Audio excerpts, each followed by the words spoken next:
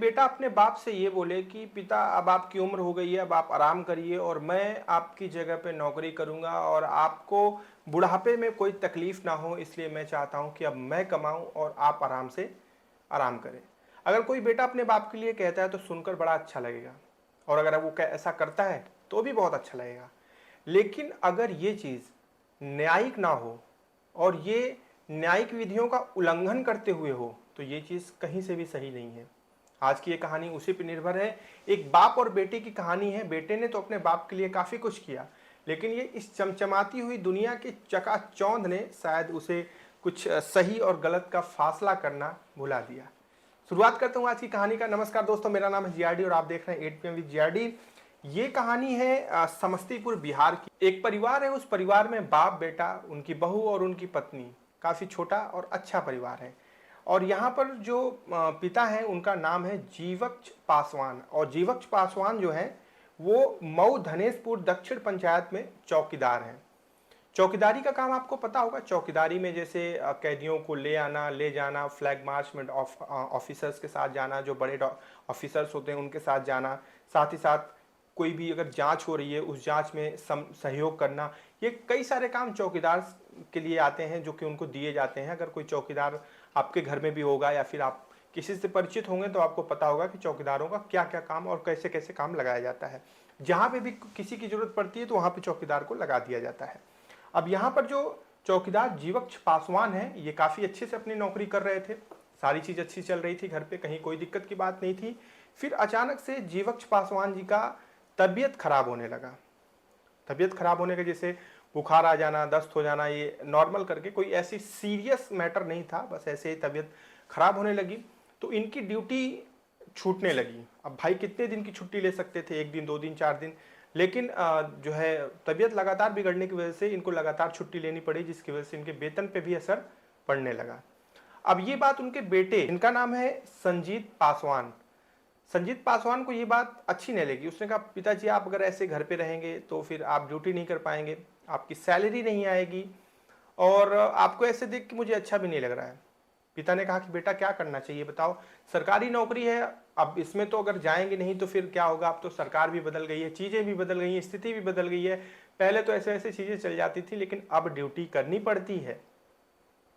ये बात संजीत पासवान को अच्छी लगती है। उसको एक आइडिया आता है उसके दिमाग में। वो कहता है पिताजी मेरे पास एक आइडिया है। पिताजी बोले क्या? तो संजीत पासवान कहता है कि देखिए आप ड्यूटी नहीं जा रहे हैं, कोई बात नहीं, आपकी वर्दी पहनकर मैं ड्यूटी जाता हूं। संजीत पासवान की ये बात सुनकर उनके पिता ने को थोड़ा आश्चर्य हुआ अपने बेटे की बुद्धि पर, लेकिन उन्होंने ये बात अंकुश लगाते हुए बोला कि देखो ये नौकरी है और ये सेवा का अवसर होता है जो सरकार के लिए किया जाता है, और ये ऐसे नहीं किया जा सकता कि किसी और की नौकरी कोई और करेगा, और वो भी बिना जानकारी के। लेकिन संजीत पासवान ये बात कहता है कि पिताजी इसके अलावा क्या उपाय है, क्योंकि हम चाहते हैं कि अब आप आराम करिए, अब आपको भाग दौड़ करने की जरूरत नहीं है, आपकी जगह पे मैं सारा चीज संभालूंगा।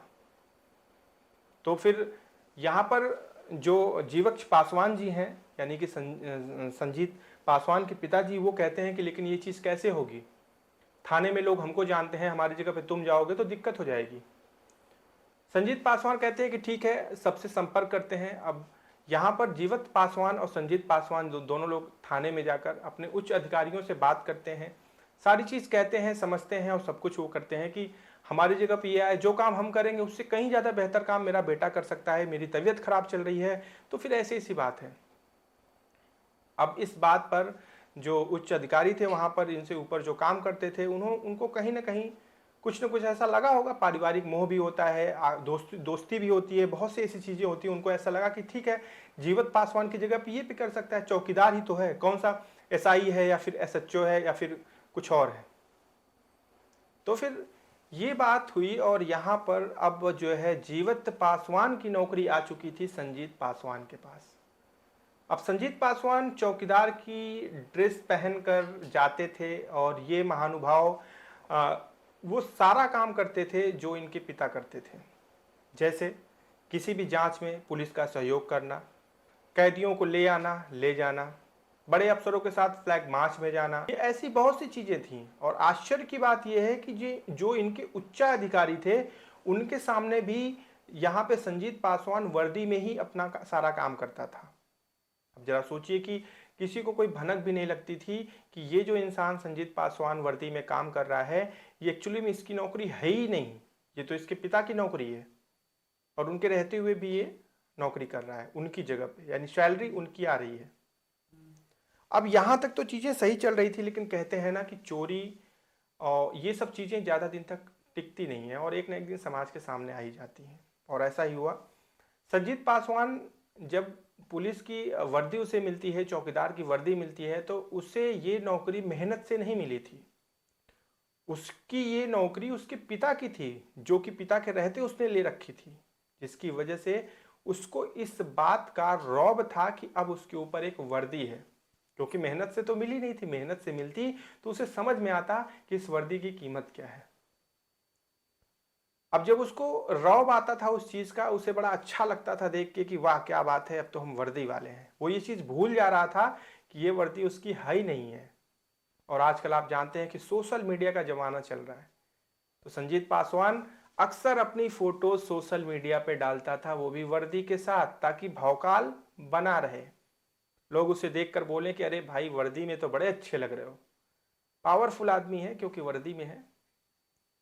लेकिन ये चीज संजीत पासवान को भारी पड़ेगी ये कभी उसने सोचा नहीं था। 1 साल तक वो नौकरी कर चुका था अपने पिता के नौकरी पर, और सोशल मीडिया पे जब वो लगातार फोटोज डालता था, तो सोशल मीडिया में भाई सोशल मीडिया है, वहां पे लोगों की कमी नहीं है। इनका ये कारनामा बहुत से लोगों को पसंद नहीं आया और उसी में से एक शख्स ने उच्चाधिकारी को इनकी शिकायत कर दी। ये शख्स अपने पिता की जगह पे नौकरी कर रहा है, ये नौकरी इसकी है ही नहीं है, वो सारा काम करता है और इससे पूरे जो थाने के पुलिस वाले हैं वो सब मिले हुए हैं। उस व्यक्ति ने ये बात भी बोली कि ये बिचौलिया का काम करता था, इसलिए पुलिस वालों को ज्यादा दिक्कत नहीं होती थी। जैसे अगर कोई मामला हो गया तो उसमें पार्टी से कोई पैसा लेना, बड़े अफसर तक पहुंचाना, बड़े अफसर की बात छोटे अफसर तक पहुंचाना, या फिर कोई गुप्त सूचना डाक के माध्यम से घर तक पहुंचाना, ऐसे बहुत सारे काम थे जो संजीत पासवान करते थे। और इसमें जो इनके ऊपर अधिकारी, जो इनके ऊपर जो पुलिस वाले थे, उनको फायदा था, इसलिए उनको कोई दिक्कत परेशानी नहीं थी।